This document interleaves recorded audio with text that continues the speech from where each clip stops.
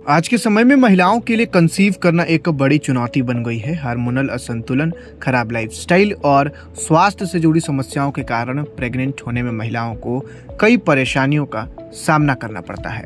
महिलाओं में कंसीव करने के लिए सबसे जरूरी होता है हेल्थ और मैच्योर एग।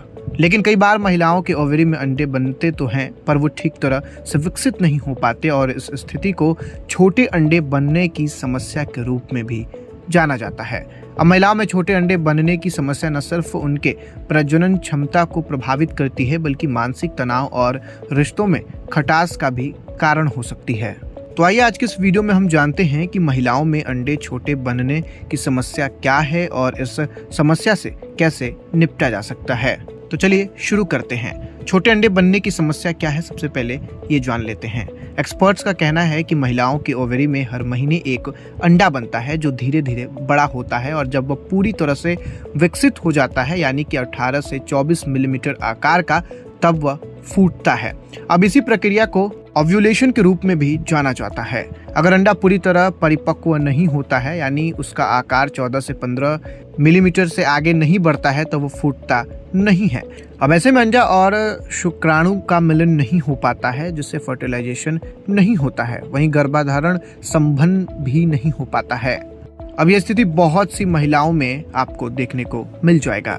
तो चलिए अब जान लेते हैं कि आखिर छोटे अंडे बनने का क्या कारण है। FSH और LH एस्ट्रोजन जैसे हार्मोन का असंतुलित होना, जिसके कारण अंडे का विकास रुक जाता है।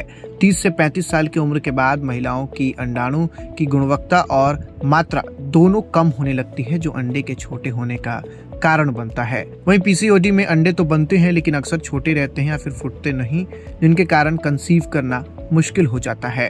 वहीं थायराइड और प्रोलैक्टिन असंतुलन के कारण ओवेरी के काम करने की क्षमता प्रभावित हो सकती है, जो अंडों के छोटे होने का कारण बन सकता है। वहीं नींद की कमी, खराब लाइफस्टाइल, ज्यादा कैफीन का सेवन या फिर जंक फूड का सेवन अक्सर महिलाओं में छोटे अंडे का कारण बन सकता है।